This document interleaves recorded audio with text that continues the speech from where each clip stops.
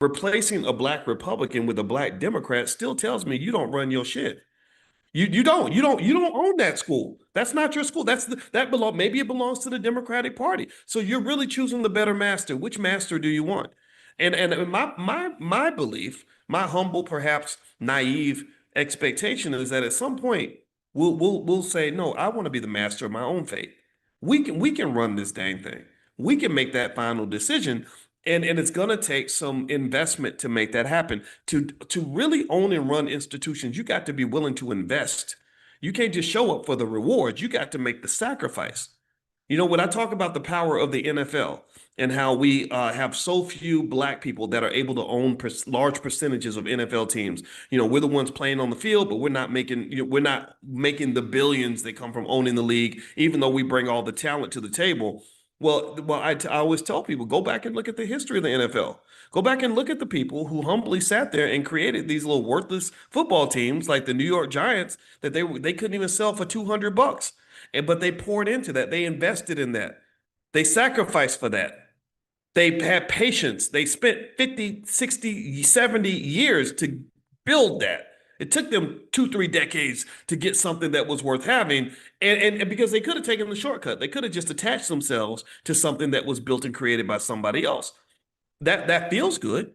You get to be flashy, you get to show off and tell everybody, what you have. You get to be like LeBron. LeBron's mama was dating this dude who would go and like when he was dating LeBron's mama, he would stand in front of LeBron's yacht and take a selfie in front of the yacht, like he owned it.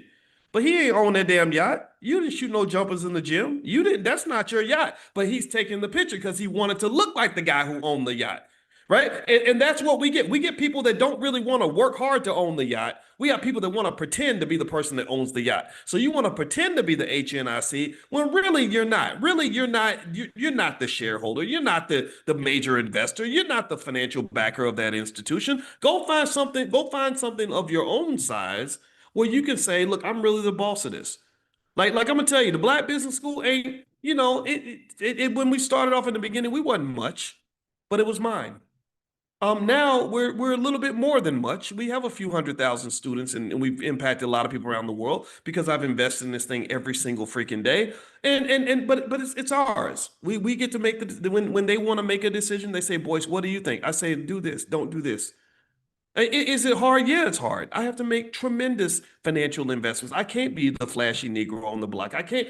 You're not gonna see me walking down the street in a Gucci belt, driving a Rolls Royce, because that capital I get, I'm pouring it back into an institution. Or the same thing, but that's not just true for a business. It's true for a family. You have a chance to reproduce with a woman or with a man and have these children. Well, that's your little empire. You can build that, but you got to invest in that. You make the kids and then you raise the kids and you pour into the kids. And then when they become big and strong and successful, you get to say, I'm calling the shots up in here. This is our space. This space belongs to us. Why? Because we built it. It's hard to own it if you didn't birth it. And unfortunately, for many of our HBCUs, we did not birth those institutions. We do not pay the bills of those institutions. The endowment, if it's $1 billion, is that really our money, or did that money come from the state or come from some white benefactors or people like that? Now, I'm not saying that that's bad. I'm not making fun of them. But what I'm saying is you have to know the difference when it comes to calibers. There's tiers to this. There's tiers to ownership. There's tiers to control. There's tiers to liberation and freedom. Because I don't care what you say. When the rubber meets the road, the person who is going to make the decision is the one who writes the damn check. And if you're not the person writing the check, then any power that you claim to have is typically going to be power that is only granted to you by the person who really does write the check.